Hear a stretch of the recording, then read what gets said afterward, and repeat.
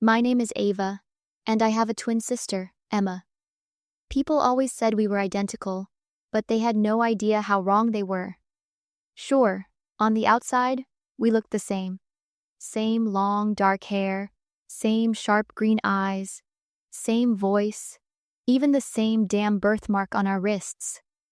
But inside? We couldn't have been more different. Emma was the fire. Loud, confident, the type of girl who could walk into a room and instantly have every pair of eyes locked on her. She loved attention, craved it even. I was the quiet one, the observer, the one who was always content standing in the background, letting Emma take the spotlight. And for the most part, I didn't mind. Then came Liam. Liam was charming in that effortless kind of way. He wasn't just good looking. He was the kind of guy who made you feel like you were the only person in the world when he looked at you. When we met, it felt like something straight out of a movie. He was sweet, thoughtful, the perfect boyfriend. I fell hard and fast. And for a while, it was everything I ever wanted. Emma loved him too, but not in the way I did. Or at least, that's what I told myself. Looking back, maybe the signs were always there. The way she laughed just a little too hard at his jokes, touched his arm just a second too long. The way he looked at her sometimes, like he was seeing me, but different. I brushed it off. I had to. After all, we were twins. We'd always shared everything. Our room, our clothes, our friends. But Liam was mine. I trusted them both completely. But maybe I shouldn't have. At first, I thought it was just life getting in the way. Liam started acting a little off. He wasn't texting back as quickly. Our late-night calls grew shorter, and when we were together, he seemed distracted, like his mind was somewhere else entirely. I told myself he was just stressed. Work, family, stuff, whatever it was. I didn't want to be the overly suspicious girlfriend. He was still sweet, still affectionate, just different. Subtle things. He'd cancel plans last minute, say he was tired, or that something had come up. But the excuses started to stack. Then there were the messages. I started noticing his phone lighting up at weird hours, late at night, even past midnight. He'd glance at it, face down the screen, and mutter something about a group chat or a friend needing help. I wanted to believe him. I really did. But deep down, I could feel something shifting, something I couldn't quite explain.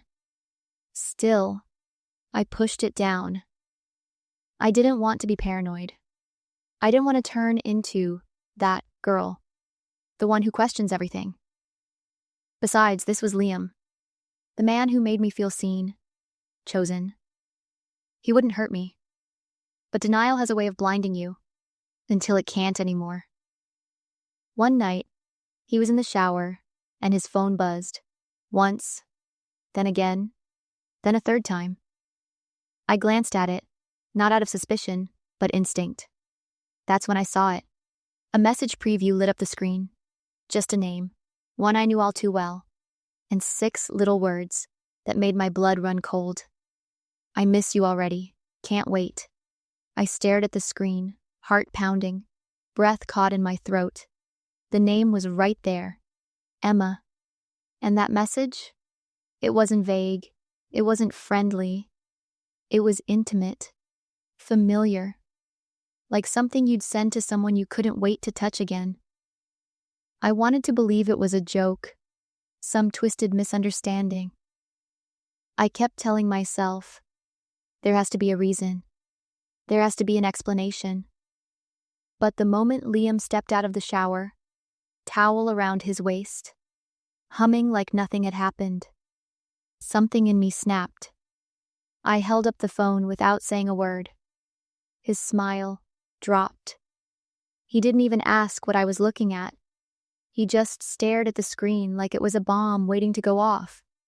He stammered, said it was complicated, said he and Emma had only been talking, that it wasn't serious, that it just happened. As if that made it any better. As if betrayal was softer when it came with a shrug. I asked him how long. He said a few weeks. I asked him why. He said he didn't know. But the truth was written all over his face. He looked at me, but he wasn't seeing me. Not really. He was looking at a reflection, a mirror. And for a second, I wondered if he even knew which twin he had in front of him. I left without another word. I didn't cry. Not yet. I was too numb for that. But there was only one place left to go, one door I had to knock on. And when Emma opened it, she didn't even look surprised. She already knew why I was there. She stood in the doorway like she'd been expecting me. No guilt, no shame. Just that same cool expression she wore when we were kids, and she got away with something while I took the blame. I stepped inside without saying a word. The silence between us was louder than any scream. And for the first time in my life, I didn't see my sister. I saw a stranger wearing her face. "How long?" I asked. My voice didn't shake. Hers did. "A couple months," she said, barely above a whisper. But it didn't mean anything at first. At first, I asked her why. Why she would do this to me. To us. That's when the mask finally slipped. She said she was tired of always being second, of people comparing us, of guys falling for me just because I was quieter, softer, easier to like, she said. She said Liam was supposed to be hers, that she just borrowed him back, like he was something she was owed. She started listing every moment I got the spotlight, without even trying. The praise from teachers, the attention from our parents, the love from boys who never gave her a second glance, until Liam did. And even then, he was mine first. I felt it in that moment. This was never about love. This was about winning. About her needing to take something from me just to feel like she mattered. I looked at her and saw every sleepover secret, every shared birthday wish, every time we promised we'd never let a guy come between us. Shattered. "You can have him," I said. She blinked. "But you've lost me forever." And then I walked away. Not just from the apartment, from her, from everything we were supposed to be. The weeks that followed felt like walking through fog. Everything I thought I knew about love, loyalty, even family, had been ripped out from under me. I stopped answering texts, stopped going out. I deleted every photo, blocked their numbers, shut the world out like it might stop the ache inside my chest. Some mornings, I'd wake up and forget for a second, just a second, and then it would hit me all over again. Emma and Liam, my sister, my boyfriend, together. I kept replaying everything in my head, searching for clues, wondering how I didn't see it sooner. And the worst part? I wasn't just mourning the relationship. I was mourning my sister. The girl I thought would be in my life forever. It was during one of those long, silent nights that something shifted. I caught a glimpse of myself in the mirror. Pale, tired, hollow. And I realized I didn't even recognize the girl staring back. Who was I without her? Without them? That question haunted me until I finally decided to answer it. I started small. New haircut, new wardrobe. I picked up hobbies I'd always been interested in but pushed aside because Emma said they were too boring. I started journaling, hiking alone, trying things for the first time without needing someone next to me. And with every step, I felt the weight lifting. Slowly, quietly, I started becoming someone new. Not Ava, the twin. Not Ava, Liam's girlfriend. Just Avenue. For the first time, I wasn't defined by someone else. I didn't need to be seen through anyone's eyes to feel real. I was finally, truly mine. Then one day, I ran into him again. It happened on a random Tuesday. I was grabbing coffee at this little place downtown when I felt someone watching me. I turned, and there he was. Liam. He looked older somehow, tired, like whatever spark he once had been smothered by the weight of his own choices. He said my name, slowly, like he wasn't sure it was really me. Ava? I didn't answer right away. I just looked at him and watched the way his eyes scanned my face, searching for familiarity, for certainty. And then he said it. Or are you Emma? That was the moment. Right there.